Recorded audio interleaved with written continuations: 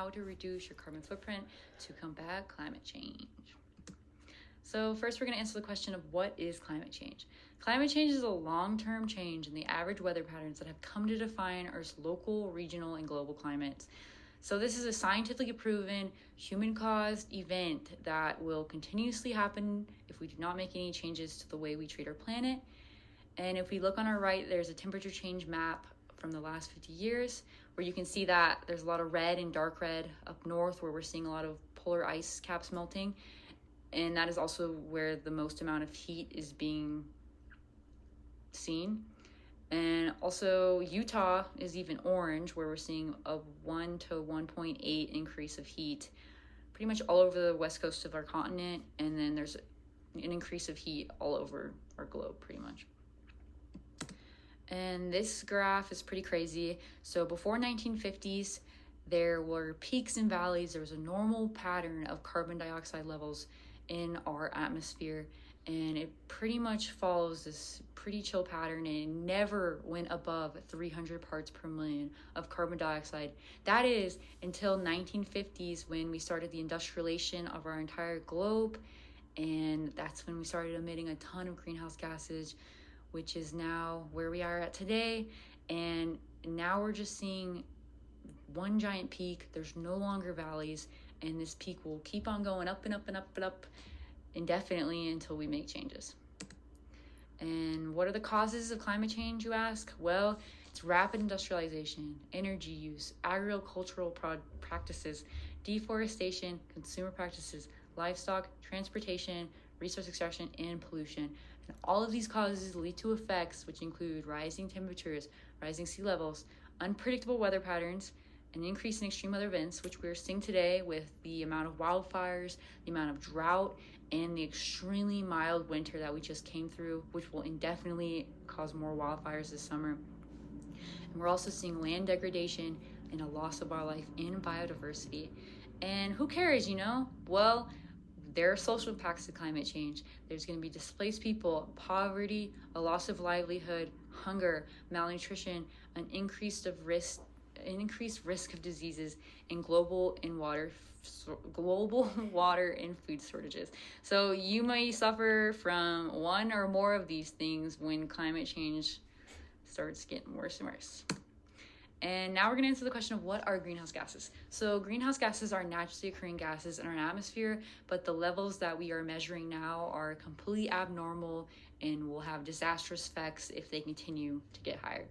So carbon dioxide is a greenhouse gas, and it makes up 76% of them. Methane makes up 16% of greenhouse gases. Nitrous oxide makes up 6% of greenhouse gases, and fluorinated gases make up 2%. And these all contribute to the total emissions around our globe. And what is a carbon footprint? Carbon footprint is the total amount of greenhouse gas emissions that come from the production, use, and end of life of a product or service. This includes carbon dioxide, which is the most commonly emitted gas by humans, and of course methane, nitrous oxide, and fluorinated gases. These all trap heat in our atmosphere, which causes the indefinite global warming of our climate. Oh, and each person has their own carbon footprint, and you can make small changes to improve your carbon footprint, reduce it, and in turn it will, be better for the environment. And you can really tell how environmentally friendly you are or how much impact you're having on the environment, and then see what changes you can make. And we will talk about some of those changes right now that you can make. So ways you can reduce your carbon footprint at home will include electricity, starting reusing, recycling, and reducing, and making your home more energy efficient. So electricity, you got heats, lights, and appliances. So you're going to want to make sure you turn off your lights and appliances when they're not in use. This will not only save you money because you don't have to pay the electricity company excess, but it'll also improve the longevity of your appliances, and they'll last longer. And another thing you can do is change to energy efficient appliances and light bulbs if you can. Energy efficient appliances do cost more upfront, but you will save money when you have to pay the electricity company less. Next, you're going to want to start reducing, reusing, and recycling. So you're going to want to focus on reusing and reducing before recycling. We're kind of realizing slowly as a society that recycling kind of doesn't do anything as much as we thought it did, and it costs way too much money for the little return that we are seeing. And companies are also realizing they don't make money off of it, so they no longer want to do it. And you want to make sure that you're doing your research and checking to make sure your recycling is actually being recycled. This happened to me in Cedar City. I was bringing all my recyclables to the Smith's parking lot, thought I was doing a good job, being a good citizen, and then an article came out January, I believe it was 2020 or 2019, that all of the recycling was actually being taken to the landfill and being disposed there instead of actually being taken to a recycling plant. And this was not only a complete waste of my time and the many others that were also recycling, but also a huge waste of government funding that was being applied to programs like these that aren't actually doing what they're saying they're doing. And next, you're going to want to make your home more energy efficient.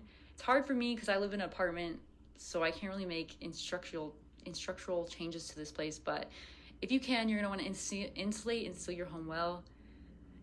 This will keep your home at a regulated temperature, and your central air conditioning won't have to turn on and off all the time. And you're going to want to plant native plants and ditch the grass. Grass is completely unnecessary. You have to water it every single day in the summer. It provides little biodiversity, and it's kind of just a waste of everybody's time. And if you were to plant native plants instead, you're not only feeding the pollinators and providing a home to many insects and key species of our ecosystems, but they're also beautiful, and you're preventing these plants from becoming endangered by giving them a home where they would have naturally lived if you didn't live there. And next, we're going to focus on what you can do to reduce your carbon footprint away from home. So we're going to focus on transportation, shopping sustainably, and bringing your own containers.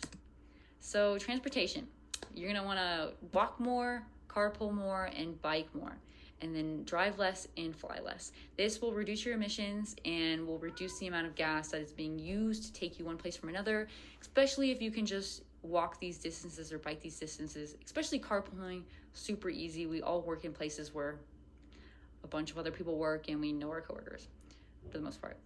And next, you're gonna, if you can, invest in a hybrid, electric, or even a gas-friendly vehicle. Not everybody needs a Ford F-150 to drive around the Cedar City streets. It's really not impressive, Make Priuses cool again. Just kidding, they were never cool, but they could be.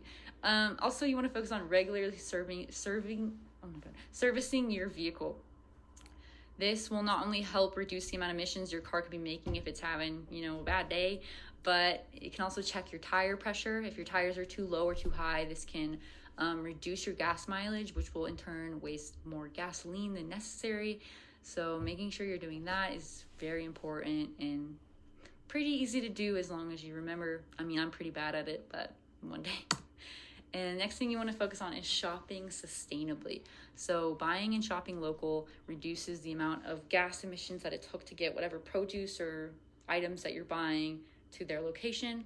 If, Bob, who lives out in Enoch and has a lettuce farm, just drives to Cedar City once a week to deliver his produce to the store.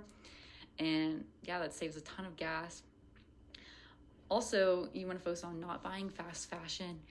This is a hard one because it's extremely cheap and I am poor, but fast fashion is a terrible industry that relies on slave labor, and the fabrics that they produce are pretty much made out of polyester and other artificial fabrics that are literally just made out of plastic that will never biodegrade, and they mass produce so much of these clothings, and they do it every season to follow the trends, and pretty much a bunch of it goes into the landfill where it will spend the rest of not only our lives but probably our great grandchildren's lives, because it will never degrade. And then next, we want to bring our own containers. This is probably the easiest thing you can do. You just got to get in the habit of doing it, and you reduce the amount of things going to the landfill. So if you invest in a reusable coffee cup, a water bottle, and utensils, bring them with you everywhere. This will reduce the amount of plastic and paper waste and utensil waste that is going to our landfill. Also, bring your own grocery bags. Again, easiest thing you can do. And this will limit the amount of plastic bags that you have shoved under your sink in the kitchen, because I know you got that drawer or that cabinet. And yeah, it's just really helpful because nobody needs that many plastic bags. Bring a grocery bag. And next, we're going to focus on ways you can reduce your carbon footprint inside of your body.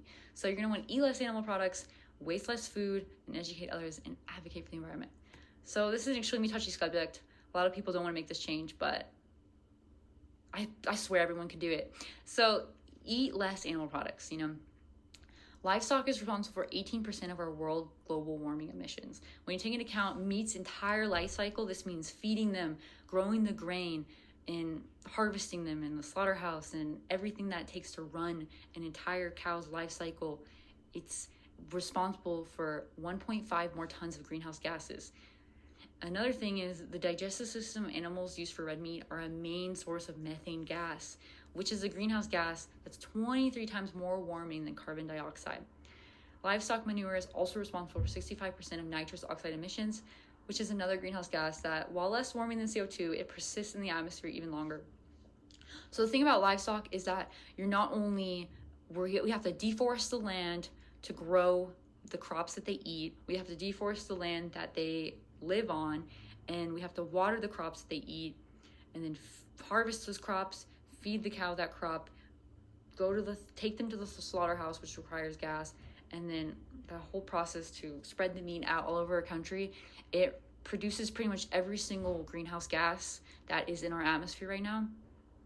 And if we just focus on growing the grains and eating the grains and not producing all this livestock, we would significantly reduce the world's greenhouse gas emissions and probably slow down climate change a ton. And we also have the overfishing of our oceans is providing less food for marine life, and which means they're more at risk for extinction. And when you have a bunch of key species at risk for extinction, this will in turn pretty much decimate the whole entire ecosystem. The ocean is an extremely important ecosystem which harbors pretty much all of our carbon dioxide. Well, the majority of our carbon dioxide is trapped inside of the ocean. When the ocean dies, all of that carbon dioxide will be released into the air, which will therefore be the end of pretty much our planet. Another thing you want to focus on is wasting less food. So stop buying more food than you can eat. Each day in the United States, approximately 1 pound of food per person is wasted. This equates to about 30 to 40% of food in the United States that is produced is going straight to the landfill. Completely unnecessary. So to avoid this, you want to compost your food that has gone bad. Composting reduces or prevents the release of methane during organic matter breakdown. So it traps the methane gas into soil, which makes it extremely rich in nutrients, which in turn you can use to grow more food. And you want to find alternative ways to use things. This will reduce the amount of items going into a landfill and will in turn save you money because you have to buy less things. Next, we're going to want to educate others and advocate for our environment. Tell your friends and family how they can help, sign petitions, contact representatives, and you need to urge big corporations to make these changes, because big corporations, even though they do produce the most amount of greenhouse gases, they will never change unless we as individuals decide that we want them to change. If we can't make sacrifices and make changes in our own everyday lifestyle, these corporations are never going to make changes either. So we need to set the example. We need to inspire others, and we need to be the change that pushes the corporations to make these changes, because if not, we're going to keep having kids that are going to have to endure the mistakes that we have created. And again, why should you care? Well, this is what's going to happen if we allow climate change to get indefinitely worse in the direction that it is indefinitely going. So an estimated of 821 million undernourished people will happen partially due to drought. 2 million people will be displaced by weather and climate-linked disasters. And in Utah, a lot of y'all already hate the Californians coming here. Well, when California's completely underwater or it's burned to the ground by wildfires, where are they going to go? They're going to come here. It's going to be the new California. So if that's not enough push for us to combat climate change, I don't know what is. And we'll also see a decrease in global ocean oxygen. And this is continuing. It is happening now, and it'll just keep getting worse. And then out of 883 internal displacements, 32% are going to be linked to floods and 29% to droughts. In Utah, we're in the desert. We might be part of that 29% because we are experiencing extreme drought this very second. And 1,600 deaths associated with heat waves and wildfires may happen. Again, that could affect us here in Utah. And climate change threatens peatland ecosystems. Peatland is, again, another harbor of all the carbon dioxide in the air. It traps it in the soil that it has. And if these areas are threatened, again, more carbon dioxide will be released into our atmosphere. And the ocean will keep getting more acidified. And it's happening now. Keep getting worse. All of the coral reefs will die, which will mean a lot of key species will also be dead. And it'll just create a domino effect where our oceans will die. And lastly, we'll see 35 million people affected by floods. Not very good things to look forward to. And we will definitely see the impact of these living in Utah and if wherever we live on the globe. So as we can see, nothing is going to get better until we make sacrifices, personal sacrifices and changes to better impact our planet. And this will, if you're having kids right now, honestly, this is what you need to be focusing on if you want your kids to have a better life or your grandchildren have a better life, because will indefinitely happen. And I don't really want to live on Mars, and I don't think we should live on Mars. So let's focus on making our Earth a better planet. The end.